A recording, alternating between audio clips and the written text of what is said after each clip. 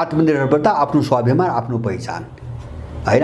हामी विदेशीले लादेका कुनै पनि चिज हामी स्वीकार गर्दैनौँ, नत्र देश बन्दैन। लडाइँ यो हो। त्यसकारणले यो लडाइँको दिशातिर नजाने मान्छेहरू यिनी काइते कुरा गर्ने हुन्छ नि, यो तम्सुके भाषा हुन्छ नि, यो फटाहरूले लेख्ने तम्सुके भाषा हैन, भाषै नबुझिने कहाँ गएर फसाइदिन्छन् हैन। प्रष्ट कुरा पनि नगर्ने, त्यो तम्सुकमा स्पष्ट कुरा पनि लेखिन्न, घुमाएर फिराएर शब्दमा खेलेर चाहिँ तम्सुक बनाउने अनि पछाडि समात्ने। यो भने त यो हो हैन। पहिलेका मान्छेले त्यस्तै गर्थे हो। त्यस्तो चाहिँ तपाईँको धन्दा गरेर यहाँ मान्छे अगाडि बढ्न सक्ने सम्भावना मैले देख्दिनँ।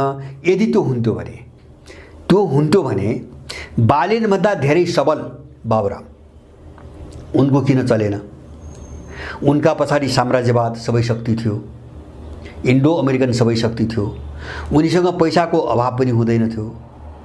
उनलाई ठुलो चाहिँ तपाईँको भिजनरीको रूपमा चाहिँ मिडियाबाजी पनि उनले गरिदिएकै थिए।